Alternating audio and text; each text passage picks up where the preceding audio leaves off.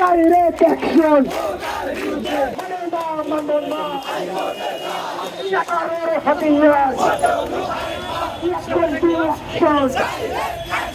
High court ডিভিশনের একটি রিটের পরিপ্রেক্ষিতে সেই পরিপত্রটি অবৈধ ঘোষণা করা হয়। এই ঘোষণার মাধ্যমে আবার সরকারি চাকরির ক্ষেত্রে নিয়োগের ক্ষেত্রে 56% কোটা বহাল হয়েছে, যেটা আমাদের মেধার সাথে যায় না। মেধার সাথে মেধার অবমূল্যায়ন করা হচ্ছে। বন্ধুগণ, স্বাধীনতা অর্জনের চেয়ে স্বাধীনতা রক্ষা করা কঠিন। আমরা একটি বৈষম্যহীন শোষণমুক্ত সমাজ প্রতিষ্ঠা করতে চাই। আমরা এজন্য মেধাভিত্তিক সমাজ প্রতিষ্ঠা করতে চাই এবং মেধার প্রায়োরিটিকে বিবেচনা করার জন্য আহ্বান জানাচ্ছি।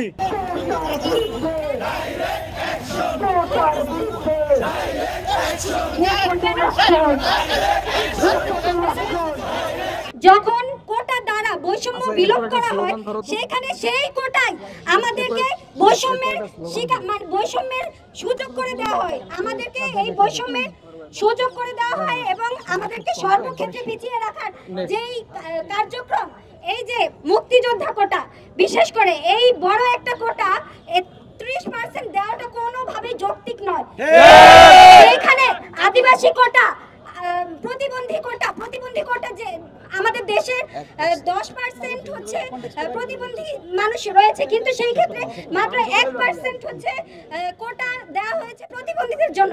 সেখানে আমরা বলতে চাই যে কোটা আপনারা ঠিক করেন এবং এই কোটা যেই পুনর্বহাল করেছেন এটা আমি না মানব না। Direct action.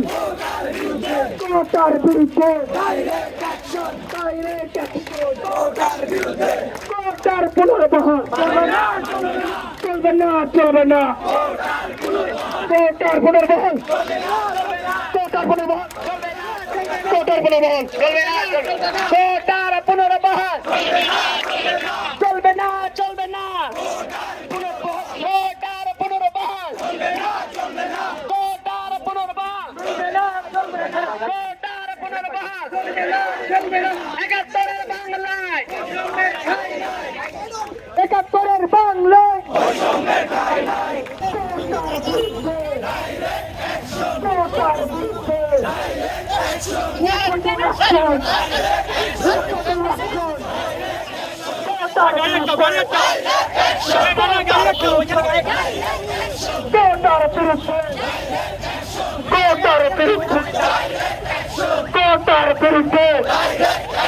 কোটার বিরুদ্ধে reaction to action, কত সমাজের action, কোটার বিরুদ্ধে